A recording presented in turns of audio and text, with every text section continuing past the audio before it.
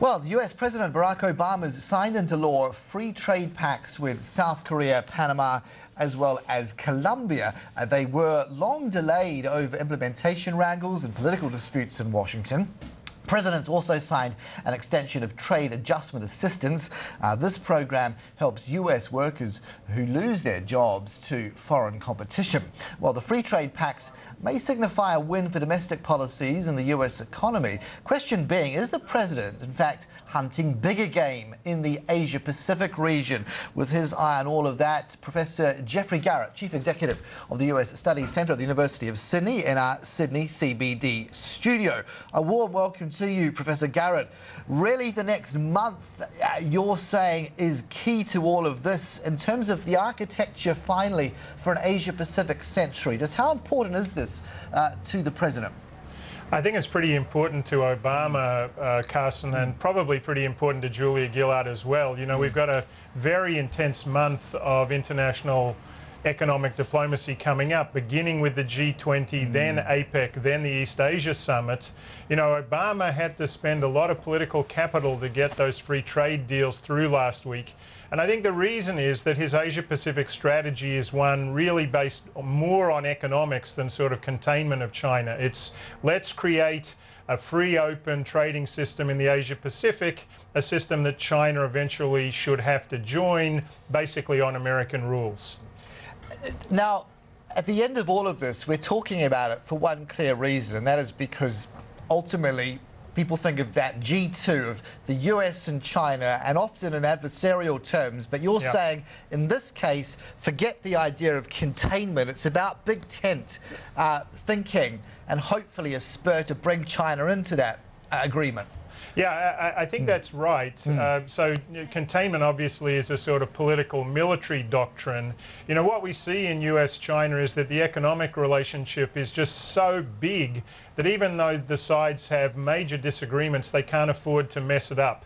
So, you know, last week we had a very interesting thing, which is that part of the price that Obama had to pay to get the free trade deal with Korea done was allowing the US Senate to say that China was a currency manipulator. You know, that set off the expected negative reactions in Beijing, but I don't think the Chinese believe Obama will ultimately pass that into law, because what he wants is a better relationship with China. It's true, though, that he wants it on American terms if he can get that.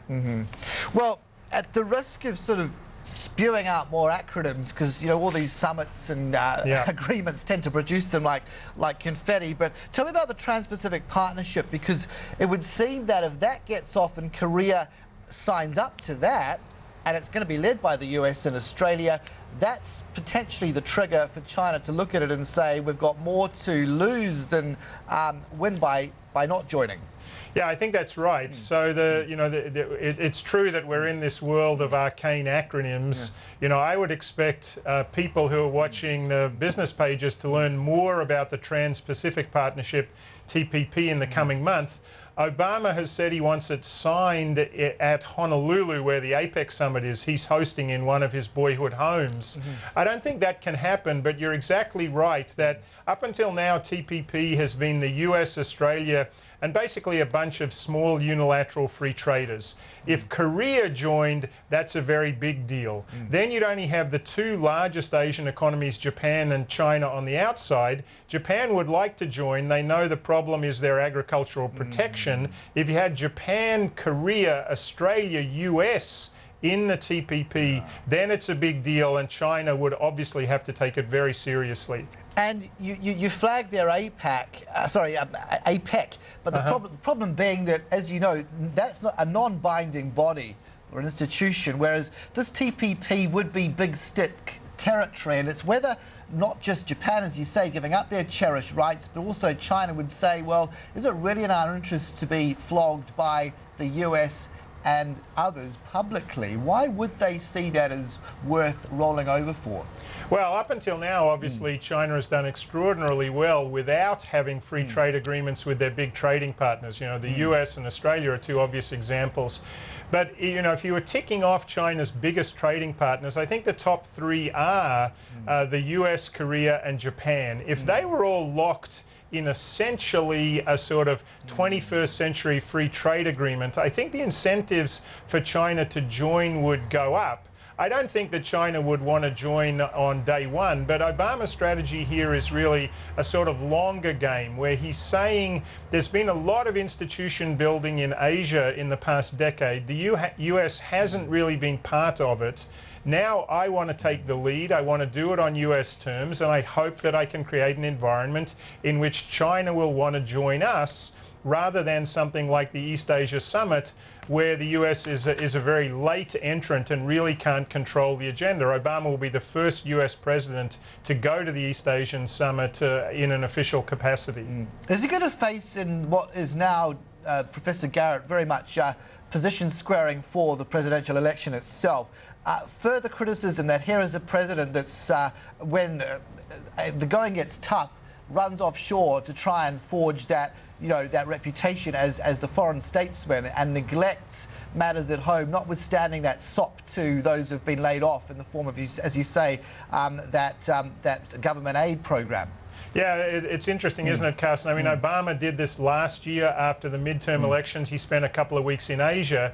I don't think he'll get much credit for doing any of this stuff in Asia, because the presidential election is going to be all about domestic affairs, and in particular, the unemployment rate. So what that tells me is that Obama is willing to take some pretty big risks domestically because he thinks Asia is so important. Over the weekend, he announced that the US is getting out of Iraq.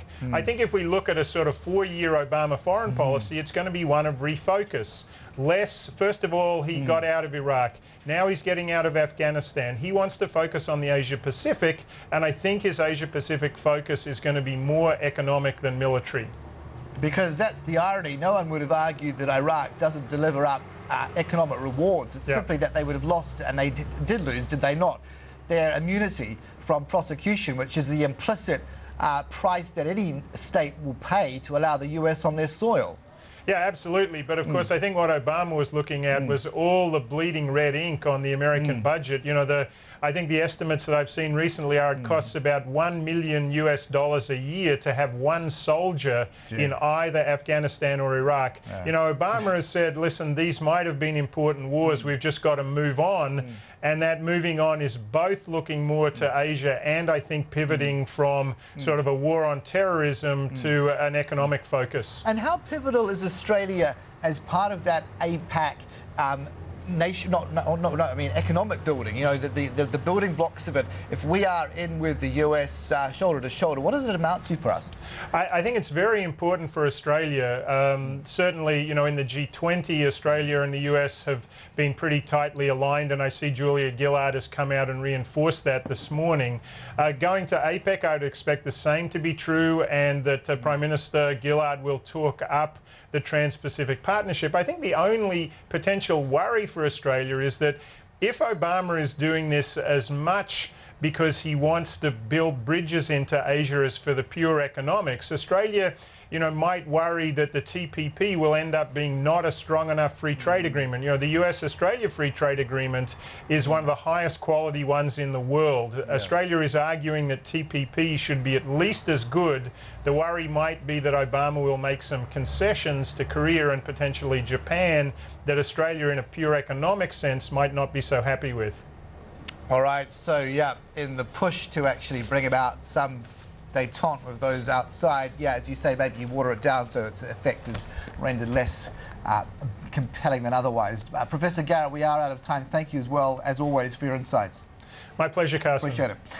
Professor Geoffrey Garrett there, of course, Chief Executive of the US Studies Centre at the University of Sydney.